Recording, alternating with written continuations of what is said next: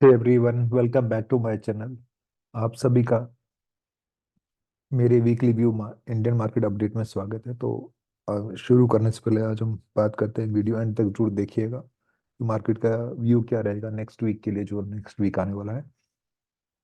So before jumping further, तो हम ये बात करते हैं, लास्ट वीक हमने जो एनालिसिस किया था स्पेसिफिकली वर्ल्ड मार्केट को लेके और यूएस मार्केट को लेके, और साथ में हमने एनालिसिस जो किया था साथ में इंडियन मार्केट को, कि हमने बेरिश और साइड में व्यू दिया था, तो भी एग्जैक्टली मार्केट ने उसी पॉइंट को पिन पॉइंट ट्रैक किया। तो मार्केट लास्ट वीक, एज सभी को पता है कि इंडियन मार्केट में काफी बेरिशनेस वीक रहा था कंसेक्यूटिवली।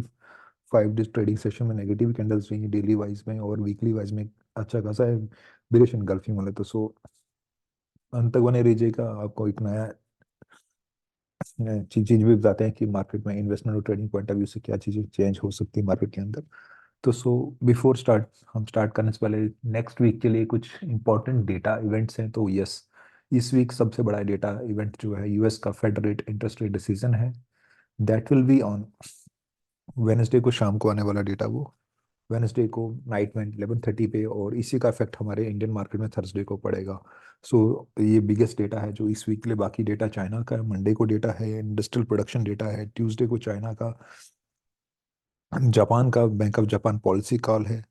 तो बाकी थर्सडे को Indian data, Indian manufacturing PMI data है, और साथ में यूएस जॉबलेस के इनिशियल यूएस जॉबलेस क्लेम का डेटा है। तो सो मोटा मोटा इस वीक एक ही डेटा मैटर करता है, फेड का डेटा, जो वेनसडे की नाइट में 11:30 PM इंडियन टाइम पे आएगा, और जो इंडियन मार्केट को थर्सडे को इम्पेक्ट करेगा। और मंडे को चाइना का प्रोडक्शन डेटा है, और ट्यूसडे को बैंक ऑफ जापान का पॉलिसी कॉल है। तो so Monday will be trending, Monday will be trending day, Tuesday भी ट्रेंडिंग, वेडनेसडे भी ट्रेंडिंग, और थर्सडे ट्रेंडिंग। ये वीक ट्रेंडिंग ही रहने वाला है मार्केट में, इधर up and down movements. So start करने से पहले हम स्टार्ट करते हैं डाउ जोन्स से। डाउ जोन्स का फ्यूचर है मेरे पास, चार्ट ओपन है।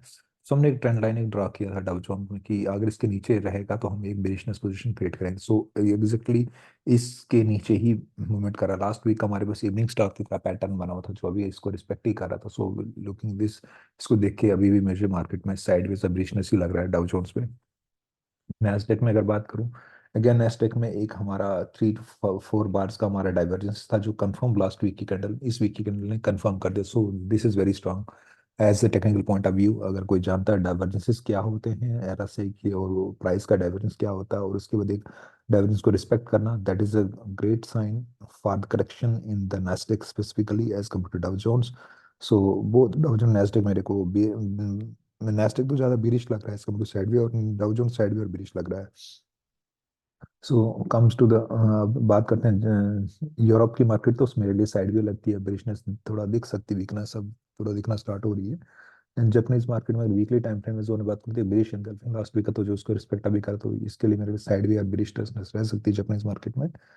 हांगकांग की मार्केट की बात करें तो यस, एक बुलिशनेस मूव दिखा था लास्ट वीक, बाद में करेक्शन हो गया, तो एक साइड भी और बिरिशनेस दिख सकता है इसमें।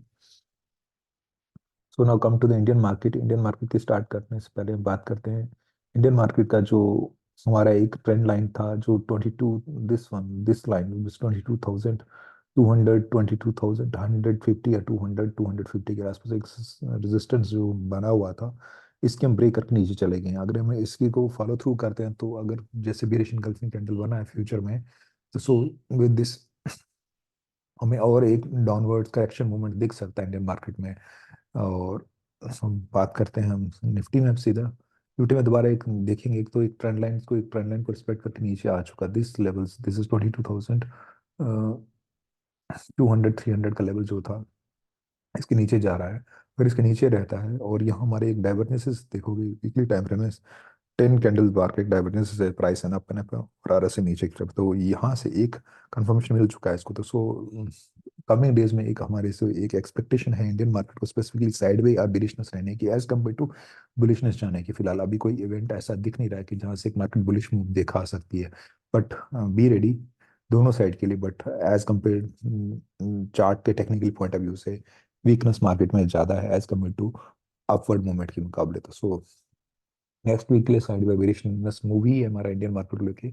निफ्टी को लेकर, बैंक निफ्टी को देखें, तो बैंक निफ्टी भी अगेन एक इंगल्फिंग टाइप का कैंडल बना हुआ, लेकिन एक एक जोन में ट्रेड करा है, इस ट्रेंड लाइन के नहीं ऊपर ही है फिलहाल अभी, और एक रेजिस्टेंस के नीचे है। तो सो मेरे लिए sideways bank Nifty bearishness दिख सकती है, बट बैंक निफ्टी ज्यादा वीक है as compare to bank Nifty के मुकाबले। तो सो वी कैन एक्सपेक्ट कि बैंक निफ्टी में ज्यादा फॉल करेक्शन दिख सकते हैं as compare to bank Nifty. But be ready for both. मेरे लिए अप ट्रेंड थोड़ा मुश्किल लग रहा है इस टेक्निकल पॉइंट ऑफ व्यू से, ज्यादा साइड वे बेरिशनेस ज्यादा दिख रही है मेरे को दोनों में। This is about the in world market indexes including Indian indexes. तो सो हम आगे बात करते हैं अपने स्पेसिफिकली गोल्ड से बात करते हैं। गोल्ड क्या बता रहा है हमारे को? तो फॉर्मिंग गोल्ड जो नेक्स्ट वीक के लिए गोल्ड का मूवमेंट में साइडवे और बिरिशनेस थोड़ा गोल्ड में लग रहा है, करेक्शन दिख सकता है गोल्ड में थोड़ा सा, और साइडवे दिख सकता है। सिल्वर में अगेन साइडवे है, ना बिरिशनेस है ना बुलिशनेस है, साइडवे दिख सकता है मेरे को। एंड ऑयल में एक बुलिशनेस दिख रही है, बट एक नियर सपोर्ट रेजिस्टेंस के आसपास है। तो सो यहाँ तक मूवमेंट 82 तक एक दिख सकता है हमें, ऑयल में बुलिशनेस दिखे या साइडवे दिखे। नेचुरल गैसेस साइडवे या बुलिशनेस में ही है, नेचुरल गैसेस अभी कोई बुलिशनेस मूवमेंट इसमें नहीं एक्सपेक्ट कर रहा हूँ। बिटकॉइन में स्पेसिफिकली मेरे लिए एक साइडवेज जोन बोल सकते हैं, अगर इसके नीचे ट्रेंड कंटिन्यू रहता है तो एक बुलिशनेस दिख सकती है, करेक्शन दिख सकती है, बट अभी साइडवे ही है मेरे लिए। और डॉलर इंडेक्स जो है, डॉलर इंडेक्स से एक थोड़ा सा एक बुलिश मोमेंटम दिख सकता है नेक्स्ट वीक के लिए, आफ्टर दैट ट्रेंड लाइन को अगर रिस्पेक्ट करके नीचे आता तो एक दोबारा एक बेरिश सिग्नल दिख सकता है। बट ये जो जितने भी टेक्निकल एनालिसिस हैं, it will be affected by the fed rate interest rate decision से बहुत ज़्यादा अफेक्टेड होंगे, जो वेनसडे की नाइट को 11:30 आएगा, और जो इसका इम्पैक्ट मार्केट में हमारी थर्सडे को इंडियन मार्केट में दिखेगा। So be ready for the volatile week. This week will also be, जैसे लास्ट वीक वोलेटाइल वीक था, ये वीक भी वोलेटाइल हो सकता है from both international point of view और नेशनल पॉइंट ऑफ व्यू। तो क्योंकि नेशनल पॉइंट ऑफ व्यू की सुप्रीम कोर्ट ने एसबीआई को हियरिंग के लिए बुलाया 18 को सुप्रीम कोर्ट में करंट इलेक्टोरल बॉन्ड्स, और इंटरनेशनल पॉइंट ऑफ व्यू से क्योंकि फेड रेट का डिसीजन का डेटा है, जापान का बैंक का पॉलिसी का डिसीजन है, बैंक ऑफ इंग्लैंड का डिसीजन है, जॉबलेस क्लेम का डेटा है, और इंडिया का मैन्युफैक्चरिंग पीएमए फ्लैश भी है डेटा। तो डेटा वाइज भी है वोलेटाइल वीक, और ऐसे भी वोलेटाइल वीक लग रहा है कि हम इलेक्शन के आसपास आ रहे हैं। सो आई होप आपको मेरी वीडियोस में थोड़ा सा मार्केट का इंसाइट मिलता होगा व्यू के लिए, नेक्स्ट वीक के लिए क्या व्यू रह सकता है।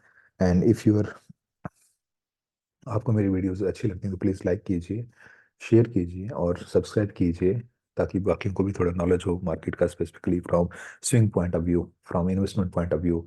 और कमेंट कीजिए कि किसी को अगर वीडियो चाहिए जो बेसिक वीडियोस हों from technical point of view से या फंडामेंटल पॉइंट ऑफ व्यू से, और किसी को स्टॉक स्पेसिफिक कुछ चाहिए तो so I can put on that video also.